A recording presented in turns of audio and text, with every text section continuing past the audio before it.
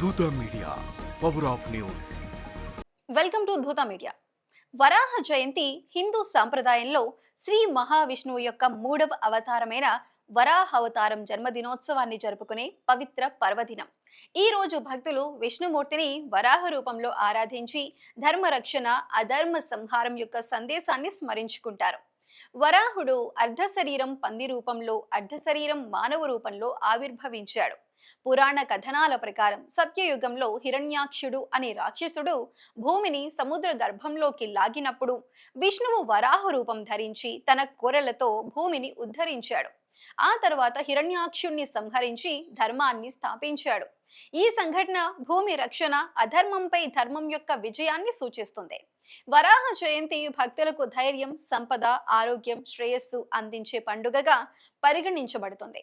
ఈ రోజు విష్ణుమూర్తిని ఆరాధించటం ద్వారా శత్రు బాధలు, భూత ప్రేత భయం, తంత్ర మంత్ర ప్రభావం నుండి విముక్తి, పాపాల నుండి శుద్ధి లభిస్తాయని నమ్ముతారు.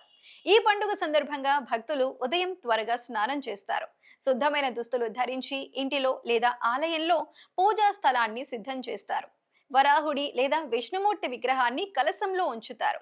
కలశాన్ని నీటితో నింపి మామిడి ఆకులు, కొబ్బరికాయతో అలంకరిస్తారు. పూజ అనంతరం ఈ కలశాన్ని బ్రాహ్మణుడికి దానం చేయటం ఆచారం. భక్తులు శ్రీమద్ భగవద్గీత, విష్ణు సహస్రనామ స్తోత్రం, వరాహ స్తోత్రం, వరాహ కవచం వంటి పవిత్ర గ్రంథాలను పఠిస్తారు. కొందరు నిర్జల ఉపవాసం అంటే ఆహారం, నీరు లేకుండా ఉంటారు. మరికొందరు పాక్షిక ఉపవాసం అంటే పాలు, పండ్లు మాత్రమే తీసుకుంటారు. పూజా కార్యక్రమంలో విష్ణుమూర్తికి పంచామృత అభిషేకం, గంధం, పుష్పాలు, ధూపం, దీపం సమర్పించడం జరుగుతుంది. నైవేద్యంగా తీపి వంటకాలు, పండ్లు, కొబ్బరి లేదా బెల్లం మిశ్రమంతో చేసిన ప్రసాదం అర్పిస్తారు. పూజ అనంతరం ఈ ప్రసాదాన్ని కుటుంబ సభ్యులు, ఇరుగు పొరుగు వారితో పంచుకుంటారు. ఈ రోజు పేదలకు దుస్తులు, ఆహారం, డబ్బు దానం చేయడం ప్రత్యేక ఆచారం. ఇది విష్ణువు ఆశీస్సులను, ఆధ్యాత్మిక శ్రేయస్సును పొందటానికి సహాయపడుతుందని భక్తులు నమ్ముతారు. వరాహ జయంతి భారతదేశంలో వివిధ ప్రాంతాల్లో వైవిధ్యంగా జరుపుకుంటారు. దక్షిణ భారతదేశంలో ముఖ్యంగా తిరుమలలోని భూవరాహస్వామి ఆలయంలో ఈ పండుగ ఘనంగా జరుగుతుంది. మధురలోని పురాతన వరాహ ఆలయం కూడా ఈ సందర్భంగా భక్తులతో కళకళలాడుతుంది. ఈ ఆలయాల్లో ప్రత్యేక అభిషేకాలు, హోమాలు, భజనలు నిర్వహిస్తారు. ఉత్తర భారతదేశంలో ముఖ్యంగా ఉత్తరప్రదేశ్, బీహార్ ప్రాంతాల్లో భక్తులు ఇళ్లల్లో వరాహుడి చిత్రపటాన్ని లేదా విగ్రహాన్ని ఉంచి సామూహిక పూజలు చేస్తారు. ఈ పండుగ యొక్క ప్రాముఖ్యత ధర్మ రక్షణలోనే ఉంది. వరాహ అవతారం భూమిని రక్షించటం, అధర్మాన్ని సంహరించటం ద్వారా భక్తులకు ధైర్యం, నీతిని ప్రసాదిస్తుంది. వరాహ జయంతి సందర్భంగా భక్తులు ఒక ప్రత్యేక మంత్రాన్ని జపిస్తారు. ఓం నమో భగవతే వరాహ రూపాయ భూర్భువః స్వః పతయే భూపతిత్వాం మే దేహిదా దాపయ స్వాహ. ఈ మంత్రం విష్ణుమూర్తి యొక్క వరాహ రూపాన్ని స్తుతిస్తూ భక్తులకు రక్షణ, సంపద, శ్రేయస్సు కోరుతుంది. ఈ మంత్రాన్ని 108 సార్లు జపించడం ద్వారా దివ్య శక్తి లభిస్తుందని నమ్ముతారు.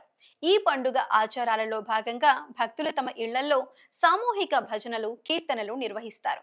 కొందరు ఆలయాలకు వెళ్లి అక్కడ జరిగే ప్రత్యేక పూజల్లో పాల్గొంటారు.